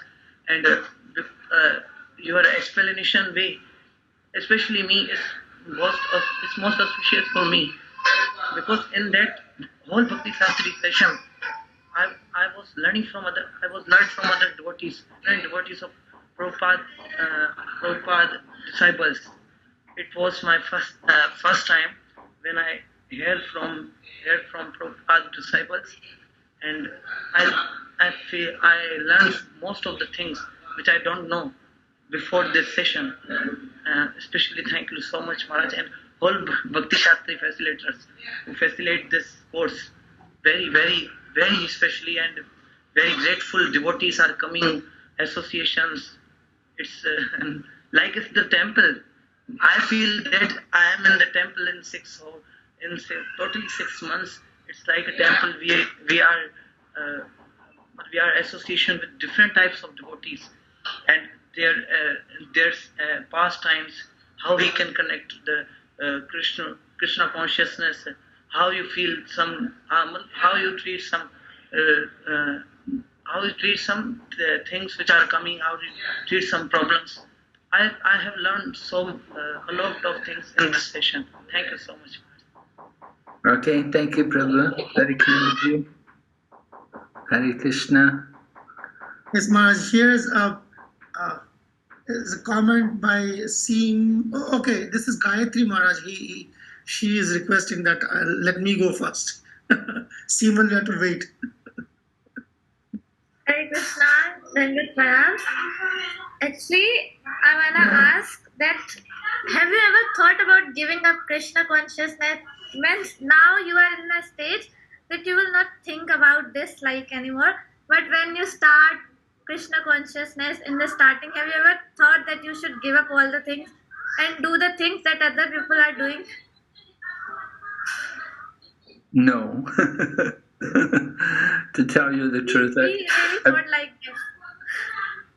I never really, whenever I think about people outside, I feel so sorry. I see how much they're suffering. People are suffering outside of Krishna consciousness. I think they're so unfortunate. I always think how to bring people into Krishna consciousness. Bringing people into Krishna consciousness is much nicer than the thought of ever going out of Krishna consciousness.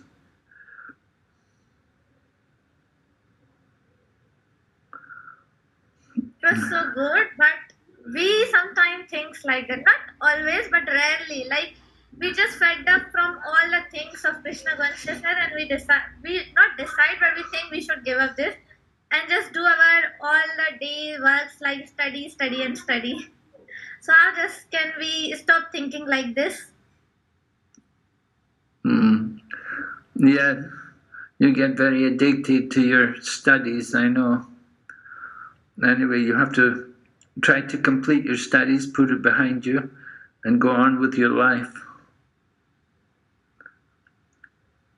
This studies, material knowledge, just bind you deeper in the material world.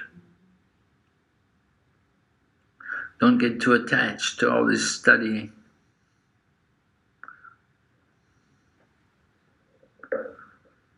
Okay. Yeah, thank you so much for your association. Very, very grateful for your association. Hare Krishna. Come to us and visit Pakistan so that we can meet you face to face. Okay, yeah, we'll try to do that. Yes, please. I was just wondering, Maharaj, if she can show her face first. No, like.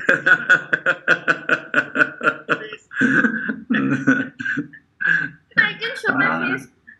Oh, there she is. Yeah. I just missed that part here. Demanding to meet him face to face. I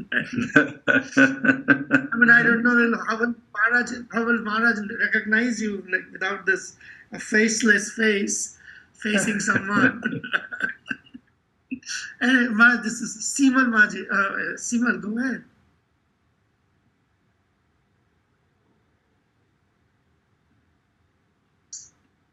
Please accept my humble obeisances. Maharaj, all I want to say is that you have been so cute since the very first class. If I had to describe you in just one word, it will be cute. and I have learned so many things from you, and I truly appreciate that. And also the way you say okay and it's my favorite part. Like you are so cute.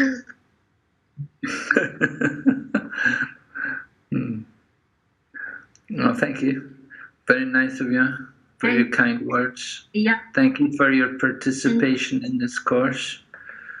We hope you'll go on and study more. We have many courses. Bhakti-Shastri is only one course. You can go on to Bhakti Vaibhav and study Srimad Bhagavatam. It'd be very nice for you.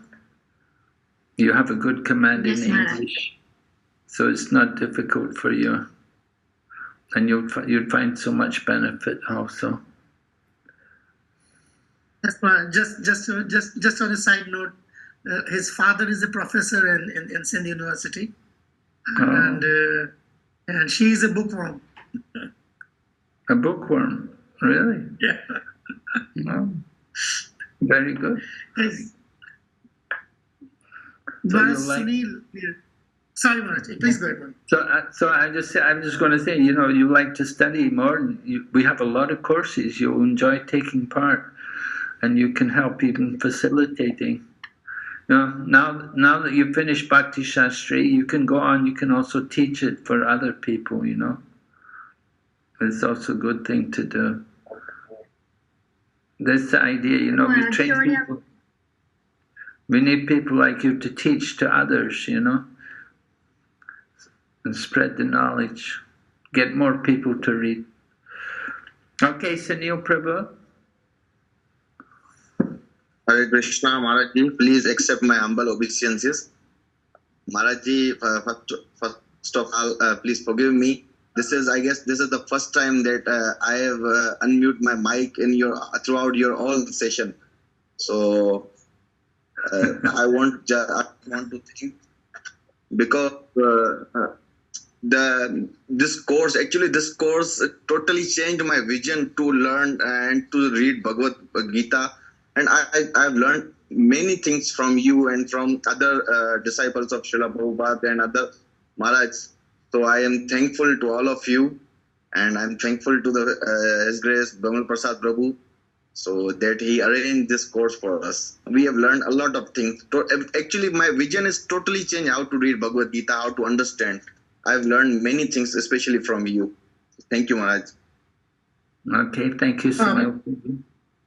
Just Maharaj, for Sunil Prabhu, it's very difficult. He's actually at present in his shop.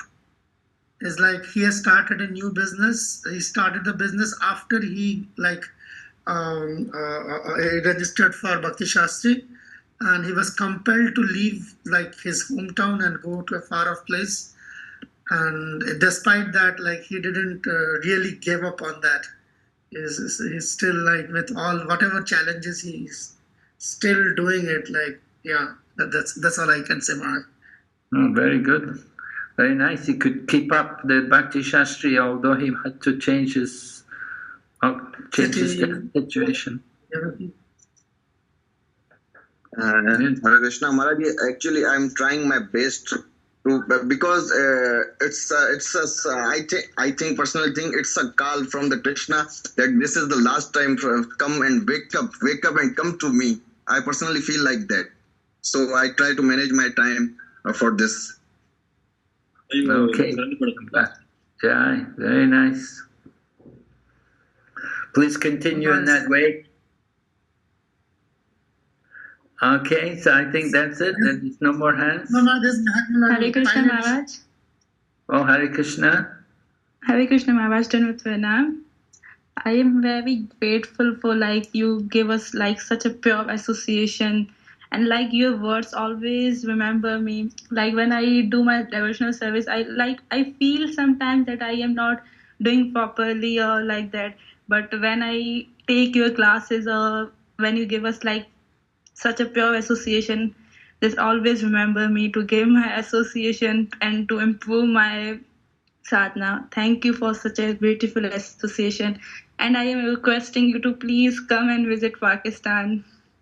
Okay, thank you so much. And thank you for keeping up your sadhana. Please continue. Don't ever give up your sadhana. Hare Krishna. So I want to thank all the devotees and congratulate all of you. Hare Priya, yes, and there are so many messages, like in the chat box. Oh my God! At least like we can. And Hare Priya is there, Maharaj. Hare Priya. Hare Krishna Maharaj Ji, please accept my humble obeisances. First of all, thank you so much, Maharaj Ji, for your association. It's my first unit in Bhakti-Shastri. I attended which gave a sannyasi whole session, so it was yours. So thank you so much. I am truly grateful. And one more thing, I want to share that whenever you ask us something, we give us the references from Bhagavad Gita. Okay, this is which we can do, but you always asked us what you will do in that situation. Give me a practical application. What you will do. So that thing make me think whatever I'm reading, is it connecting with me? Is it relatable to me? What I will do at that situation. Whatever Krishna wrote, is it? This is already practical, but what I will do at that situation. So that thing give me to brainstorming at that verse, what I will do at that situation. So you give me that vision, so I can connect with that, and I can do what needs to be done for me, what I can do at that situation. So you gave me that vision. So thank you so much for giving me that vision, so I can do those things which Krishna asked me to do in my situation, the way I am living. So thank you, Maharaji, once again. Okay, Hare Krishna. Thank you, Hare Priya. Very kind of you. Hare Krishna. So thank all the devotees from Pakistan. And certainly we look forward to coming there and visit you sometime. I hope Krishna can arrange my travel that way. I'll come and meet you all personally and see. And we hope you're all continuing your sadhana, your devotional service. We want to see nice application of this knowledge of Bhagavad Gita. Do most people in Pakistan, do they read English? Or do you distribute Urdu Bhagavad Gita there? English, both English, Urdu, and Sindhi. Oh, and Sindhi also. Yeah. Many of them are Maharaj very good book distributors, although books are hard to get by. I mean, last year it was the first time they published their own books. Previous to that, I mean, at the English books, they didn't used to have English books. Quality was not very satisfactory, but at least they published something. And most of these devotees, they have their books, they are all smuggled from India. So that's how it is. But yeah, it's getting better now. Gradually, they have started publishing their books also. So and they're very, very good book distributors. I mean, yes, Maharaj, they're very, very good. Most of these Matajis, they are very, very, what should I say, aggressive book distributors? Very aggressive book distributors.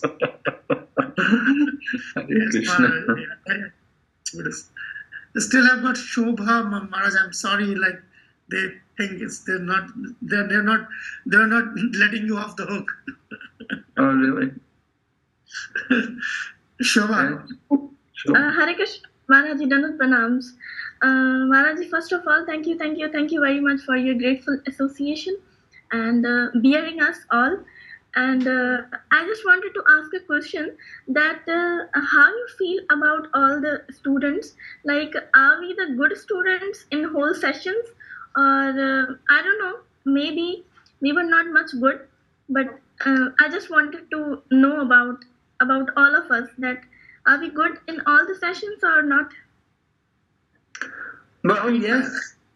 We like to see students participate. We like to see students, respond and take part in the activities. That's important for us. We like to see the students, they should attend regularly, and they should be physically present, and they should take part, in the activities and have questions and like that. We like that. That shows it's encouraging for the teachers when the students have a lot of questions and they inquire and create discussions. So so I thought you're quite a good class. Yeah, nice. You younger people are generally more like that. Older people tend to be more reserved. But you're younger people, that's nice, and younger people are a bit more, lively, and they like interaction, so that's good. Okay? Thank you, Maharaj. Thank you. You can always improve, we should always want to improve, we try. Oh, Hare Krishna, Maharaj. Hare Krishna. Thank you, Thank you so much, Maharaj. It was such an honor, Maharaj, that you were here, and it was such a blessing.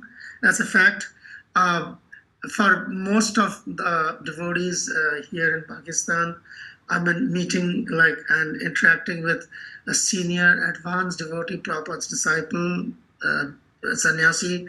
I mean, whatever designation you may talk about, they are completely new to it, and in that sense they were exposed to this, and you tolerated them.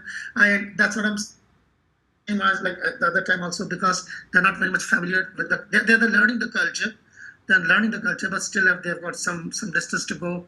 So sometimes they do not know how to even properly address a sannyasi or a senior devotee. Those things are there, are still lacking that. And but yes, Maharaj, by your blessings and these teachings, we hope that gradually we all will catch up. Maharaj. We pray for you. It'll catch up, Maharaj. Thank you very, very much. Are you going to start another Bhakti-Shastri group after this one? Yes, there is a plan, Maharaj. Maybe after Gaur Purnima, one of the devotees here. Where is Haripriya? Where is? That's Damni. Sure, Maharaj. Yeah, she's right now the student, and she will be coordinating the next Bhakti-Shastri, again in English. But that's like that is not going to be exclusively the Pakistani Bhakti-Shastri. It will be students from both India and Pakistan. But the Pakistani part she is doing. Right after this Bhakti-Shastri, she is being engaged. Just like you encouraged Seemal and other devotees, Maharaj. There are many of the devotees will be starting their first preaching endeavor initiative right after this Bhakti-Shastri. We have some plans that many of these devotees. That's the Maharaj. Generally, that's the idea. Many of these devotees are part of groups where the groups are led by ex-Bhakti-Shastri students. That's how Maharaj it started. We started with Bhakti-Shastri. Those who are coming forward to preach first finish their Bhakti-Shastri, and then they come for formal preaching platforms. As of now, there's no such foundation. But we have seen that generally these devotees who are doing Bhakti-Shastri, they volunteer. Those devotees who haven't done Bhakti-Shastri generally don't volunteer also. So these devotees are volunteering. Yes, Maharaj, and we hope that we are sure that many of these devotees will be starting within a month. Please, Maharaj, that we direly need your blessing for this. We have never attempted anything like that in Pakistan. We are attempting this. Okay. So may Krishna bless all of you. Yeah, we want to hear more about the preaching. Then we'll be more encouraged to come there, right? The more we hear. Okay, so thank you all very much. We wish you all good night, and we'll try to keep in touch, Hare Krishna. Srila Prabhupada ki jai. Hare Krishna Maharaj. Hare Krishna. Hare Krishna Maharaj. महाराज चले गए.